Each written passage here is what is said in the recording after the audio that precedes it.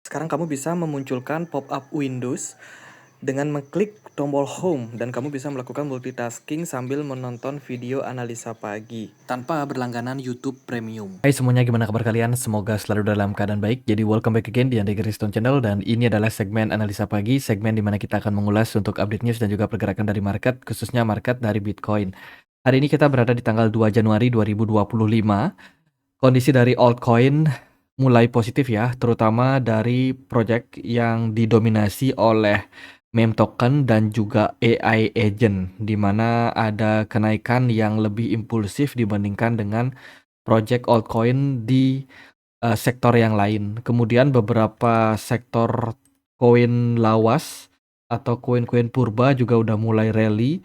Contohnya itu kayak Cardano, kemudian XRP, lalu ada Algorand, itu mengalami kenaikan di atas dari rata-rata altcoin.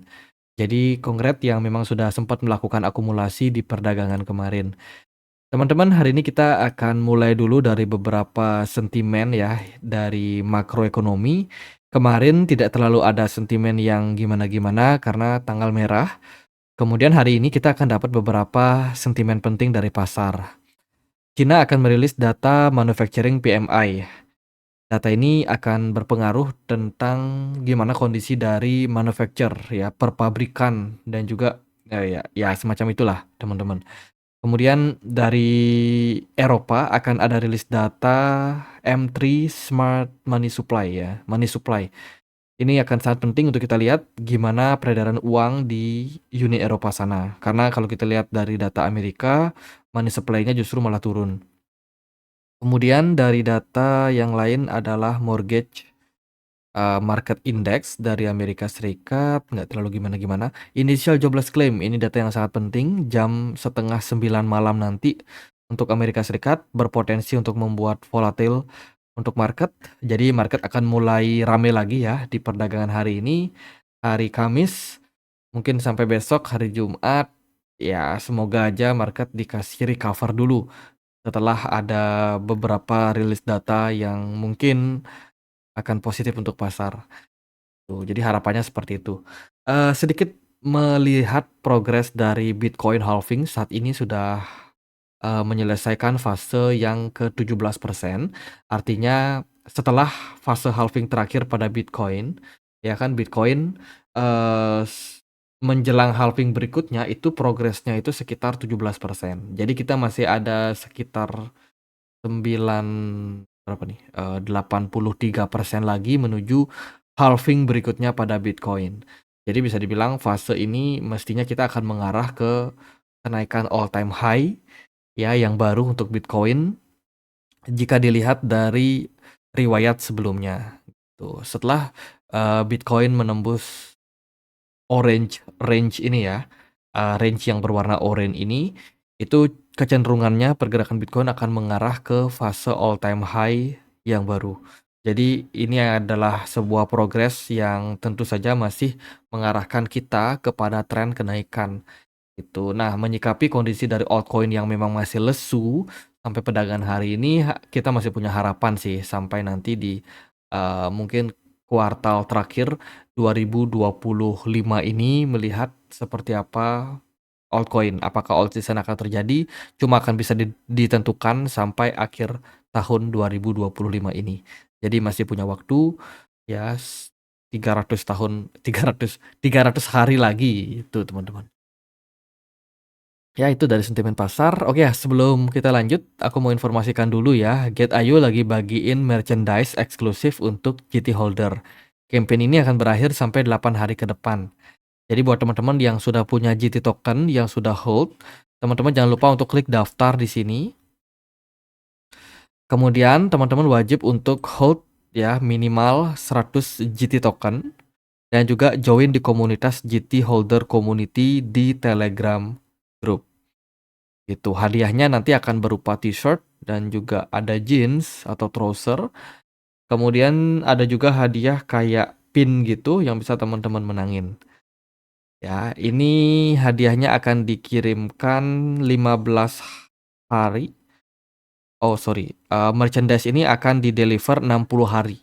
60 hari setelah campaign-nya berakhir.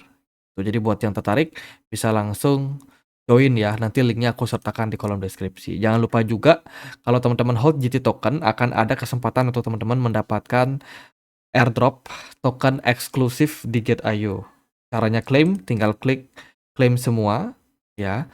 Setelah itu nanti tokennya akan langsung masuk ke wallet pribadi kalian. Ada banyak sekali token-token yang bisa teman-teman menangin. Itu.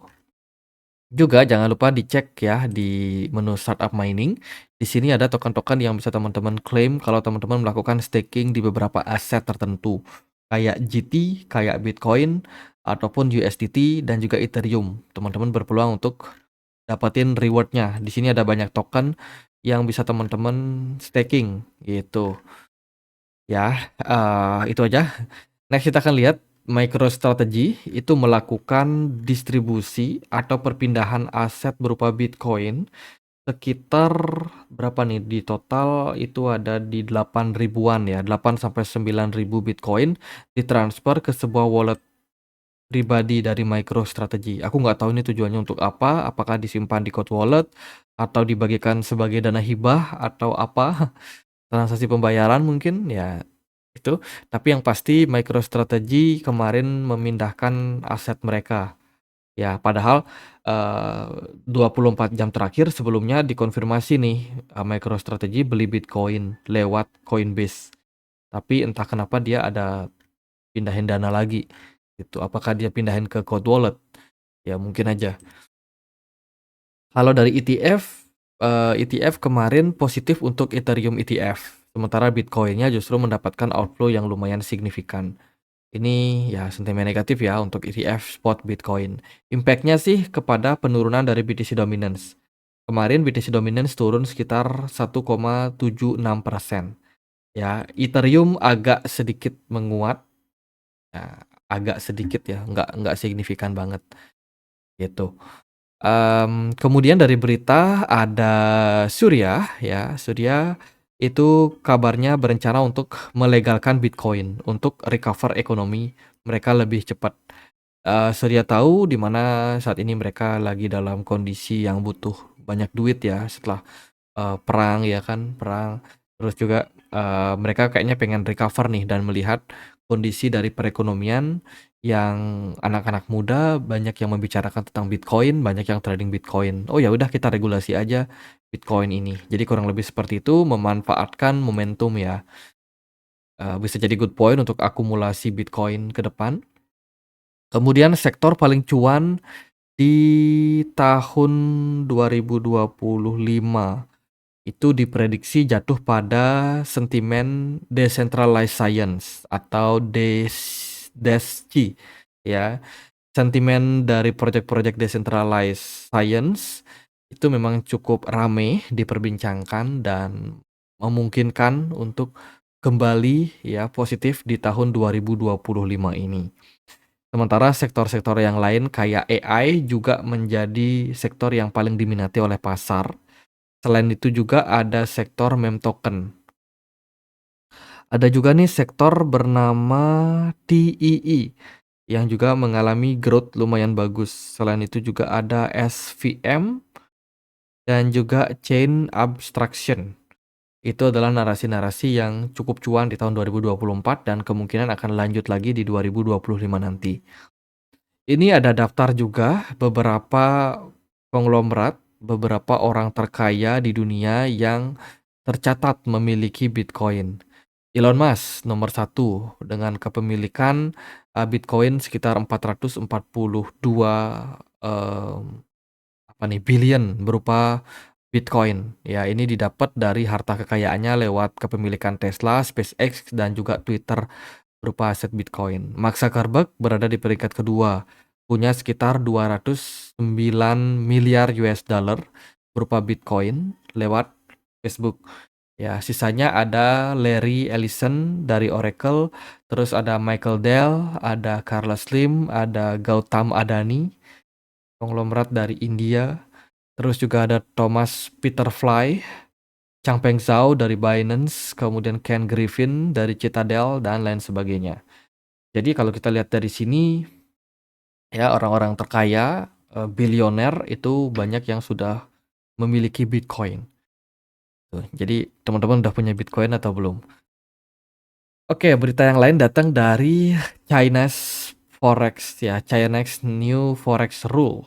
Jadi ini adalah sebuah aturan baru untuk investor atau trader di forex ya, khususnya di China yang di dalam platformnya menawarkan produk berupa crypto and Bitcoin. Itu dikabarkan regulasinya semakin diperketat. Ya, ini khusus buat exchange ya, exchange yang ada di China yang sudah terregulasi, yang resmi di sana, yang menawarkan produk komoditi berupa Bitcoin ataupun kripto itu nampaknya harus melihat kenyataan bahwa regulasi di Cina masih sangat ketat ya, khususnya untuk trading di market kripto, di mana pengetatan ini adalah lanjutan dari sikap ketatnya bank sentral dari Cina ya terhadap akumulasi Bitcoin dan juga pemerintah dari Cina sendiri yang memang melarang kripto ini di tahun 2021 dan saat ini sepertinya regulasi yang terbaru masih belum dirilis ya, sehingga pengetatan masih bisa terjadi seperti itu. Jadi kita masih mendapatkan tekanan dari sudut pandang tersebut. Kemudian India dikabarkan blok platform Pump ya, di mana ini adalah platform untuk melisting token baru dan juga merilis token-token baru yang bisa diperdagangkan dengan sangat-sangat frontal.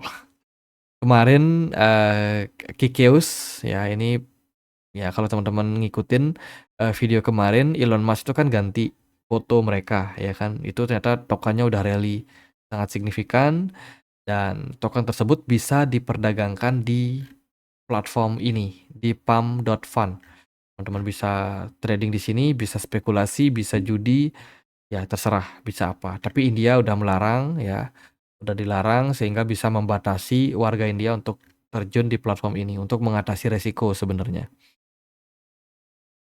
Kemudian ada Floki, kemarin ada voting di mana Floki ini persiapan untuk launching di SIX Swiss Exchange untuk menawarkan Floki ETF untuk market Uni Eropa atau Europe.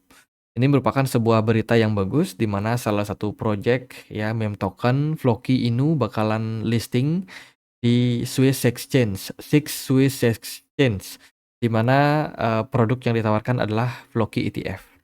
Kemarin dia sudah melakukan voting dan siap akan launching di first quartal 2025. Semoga sukses peluncurannya ya untuk Floki. Kemudian di Tiongkok ada narasi baru yaitu pasien flu E dan juga HMPV. Rumah sakit di Tiongkok dibanjiri pasien flu tersebut. Apakah apakah akan ada pandemi lagi di 2025? Please dong jangan pandemi lagi ya kan. Baru kemarin kita recover dari COVID. Masa udah ada pandemi lagi? Ya semoga aja nggak terjadi ya teman-teman. Tapi kalau terjadi pemerintah kita udah tanda tanganin ya untuk apa namanya ya untuk kepatuhan terkait dengan undang-undang apa namanya kesehatan ya teman-teman. Ya moga aja enggak ya. Itu beberapa sentimen dari pasar dan kalau kita lihat dari prediksi Goldman Sachs terkait dengan kondisi dari perekonomian di tahun 2025 diprediksi adalah GDP akan growth, teman-teman. GDP dari Amerika Serikat akan growth. Kemudian consumer spending akan resilience, akan bertahan. Lalu labor market akan menurun katanya, soften ya. Untuk tahun 2025 ya semoga tidak ada pengangguran yang besar banget yang akan memberikan impact terhadap pasar. Kemudian data core PCE inflation diprediksi akan turun ke 2,4 year on year. Ini prediksi dari Goldman Sachs. Apakah Fed akan cut rate? Ya mungkin ini sangat anomali sih.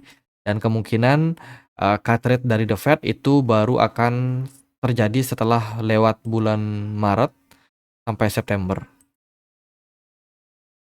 Cukup jauh sih kalau kita nunggu ya, karena di Januari ini kayaknya ada pertemuan FOMC lagi untuk membahas suku bunga, gitu. Kemudian sedikit review analisa dari Plan B atau prediksi dari Plan B. Di mana prediksi di bulan Desembernya gagal, Bitcoin gagal tembus 150.000 ya, dan all time high cuma mentok sampai 108.000 saja. Itu skenario impian saya di penutupan bulan Desember ya, itu tidak terrealisasi, dan kondisi dari market saat ini masih dalam cycle bull market, which is kita sebenarnya masih dalam posisi yang lumayan oke untuk pergerakan dari pasar. Kemudian Plan B juga ada nge-tweet nih, bikin tweet lanjutan terkait dengan opportunity untuk Bitcoin masih bisa bergerak growth sampai bulan Februari nanti ke 150.000. Ini adalah prediksi yang dia bikin, dan ya masih ada opportunity memang sebenarnya. Apalagi kalau kita lihat dari CoinGlass, secara return ya, monthly return untuk Bitcoin di bulan Februari itu aku perhatikan lumayan oke. Jadi kalau dibilang apakah Februari berpotensi hijau, mungkin yes. Sebab Februari ini kita cuma dapat 2 kali merah ya di tahun 2020 sama 2024. Jadi opportunity kita masih bisa hijau nih di bulan Februari 2025 ini. Semoga saja seperti itu.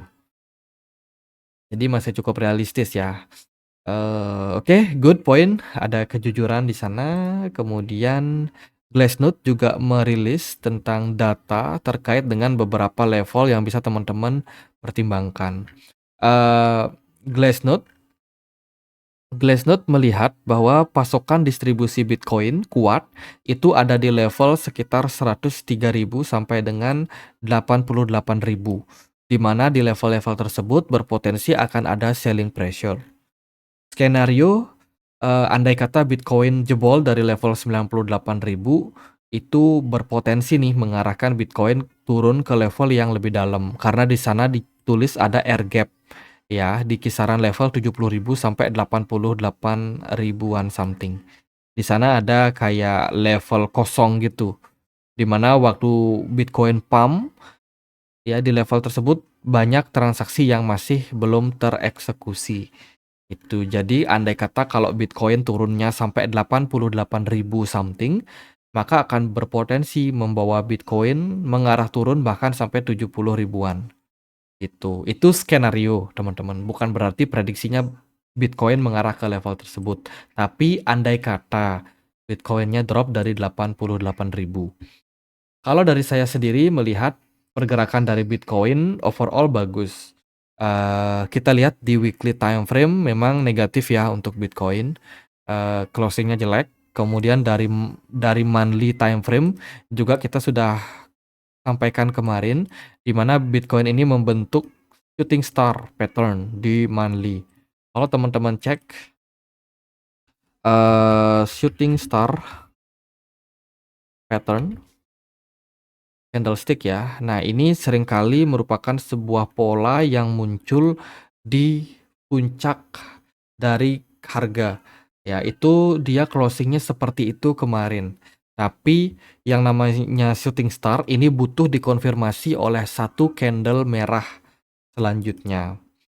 Andai kata Bitcoin closing merah di bulan Januari ini, maka bisa jadi sentimen yang negatif. Bisa jadi Bitcoin sudah dipucuk dan opportunity untuk koreksi besar. Begitu. Kalau Bitcoin bisa closing hijau, ya artinya di bulan Januari ini Bitcoin closingnya hijau, candle hijau, maka pola shooting star ini akan dibatalkan atau tidak terrealisasi atau false sinyal gitu. Ya memang harap-harap cemas sih kalau kita melihat dari closing monthly kemarin ya. Tapi kalau kita berbicara jangka pendek, pergerakan Bitcoin di daily time frame kemarin kita sudah sempat bahas ya, di mana Bitcoin ini mendapatkan buyer yang lumayan bagus di kisaran range harga 91.000 sampai 92.000, di mana di level tersebut ternyata lumayan banyak yang ngantri. Ya, ketika pergerakan Bitcoin turun dan pengen nembus 90.000, nggak kesampaian, selalu mantul di kisaran 91.000. Ini kan berarti ada banyak yang nungguin Bitcoin di harga tersebut. Kalau kita melihat juga dari volume perdagangan sebenarnya turun, tapi dari smart money ada peningkatan guys. Gitu. Saya coba untuk menghubungkan pergerakan Bitcoin membentuk sebuah pola akumulasi ya secara jangka pendek. Oke, ini pattern-nya overall pergerakan Bitcoin tidak ditunjang oleh smart money jangka pendek. Jadi sepertinya kenaikan yang terjadi ini bisa saja hanya sementara. Tapi ya kita lihat dulu pattern-nya. Ini adalah pattern-nya market fase cheat sheet ya, di mana pergerakan Bitcoin ketika mengalami akumulasi itu kecenderungan memang mengalami proses yang seperti ini. Nah, Bitcoin itu kan sudah menyelesaikan fase apa ya? Ya bisa dibilang fase akumulasi ya. Ini lagi dalam tahap fase akumulasi di mana fase distribusi satu, and then dia sempat retrace kan, reaccumulate, and then dia breakdown lagi dan di sini dia sideways. Berarti kita ibaratnya sudah menyelesaikan fase ini di mana dia turun ya kan, sempat sideways bentar, and then dia breakdown kembali, kemudian dia sideways. Artinya peluang Bitcoin lagi dalam tahap akumulasi secara jangka pendek ini masih sangat-sangat bagus. Ya, kalau kita melihat dari sini, opportunity Bitcoin bisa running naik sampai 98.000. Ya, itu best case skenario sih secara jangka pendek. Apakah nanti bisa dicapai level tersebut atau tidak, ya semua kembali ke market. Gitu. Tapi secara jangka pendek, saya cukup optimis untuk Bitcoin. BTC Dominance juga cukup bisa diajak kompromi ya. Tapi jujur sih, BTC Dominance ini sangat sulit untuk turun. Tapi dari indikator smart money aku perhatikan memang sudah terjadi penurunan yang lumayan terarah. Ini bisa menjadi sebuah sentimen bagus untuk kenaikan altcoin berikutnya. Hopefully bisa drop lagi turun BTC dominance-nya. Gitu. Ethereum so far flat sideways. Yang naik itu cuma XRP ya kan, Litecoin. Litecoin pun nggak banyak naiknya. Kemudian ada Cardano lumayan bagus, kemarin ada pumping. Kemudian juga dari Algorand ini juga bagus trennya ya. Algorand, ini possible apa namanya? Ya double bottom maybe ya. Tuh Koti juga masih dalam fase akumulasi, Matic. Ya overall itu sih tren udah mulai bagus. Bitcoin hari ini udah tembus 95.000 lagi. Semoga bisa mengarah ke 98.000. Ya kalau kita bisa maintain tren yang bagus, kita bisa bikin fall sinyal di monthly time frame ya. Andai kata kalau closingnya memang positif. Gitu. Jadi apa yang akan drive Bitcoin kemungkinan adalah pelantikan Donald Trump di tanggal 19 ya. 19 sampai 20 Januari ini. Gitu. Kalau kita lihat dari opportunity berita yang lain akan ada FOMC meeting kalau nggak salah ya. Next week kita akan dapat beberapa sentimen dari market US. Dari Eropa itu ada data CPI. Kalau dari market US ada market US ada jobless claim. Minggu depan nggak terlalu gimana-gimana sih untuk data non-farm payroll, jobless claim. Ya mungkin di minggu berikutnya ya, Fed Rate Monitor Tools kita lihat. Nah, FOMC meeting itu akan ada di 30 Januari terkait dengan keputusan suku bunga. Kemungkinan besar sih The Fed akan menahan suku bunganya di 4,5% ya, atau tidak melakukan pemangkasan suku bunga lanjutan. Sebab ya inflasi CPI dikhawatirkan naik lagi oleh The Fed gitu. Jadi sentimen Januari ini mungkin nggak akan terlalu gimana-gimana. Next FOMC setelah Januari adalah di Maret. Ya masih jauh lah. Oke gitu aja paling buat update kali ini. Semoga videonya bisa bermanfaat. Kalau teman-teman ada pertanyaan lain, ada koin lain buat dibahas, boleh banget tulis di kolom komen. Saya planning pengen bikin live lagi teman-teman, tapi saya belum tahu tanggalnya kapan. Semoga bisa segera ya, mungkin besok atau kapan. Ya nggak tahu juga teman-teman, saya masih cari waktu. Tapi kalau teman-teman tertarik, boleh bantu ya buat like and subscribe di channel ini biar teman-teman nggak ketinggalan kalau ada notifikasi video terbaru atau live session terbaru. Sekian aja, happy cuan untuk kita semua. Selamat tahun baru. Akhir kata saya Andre, makasih.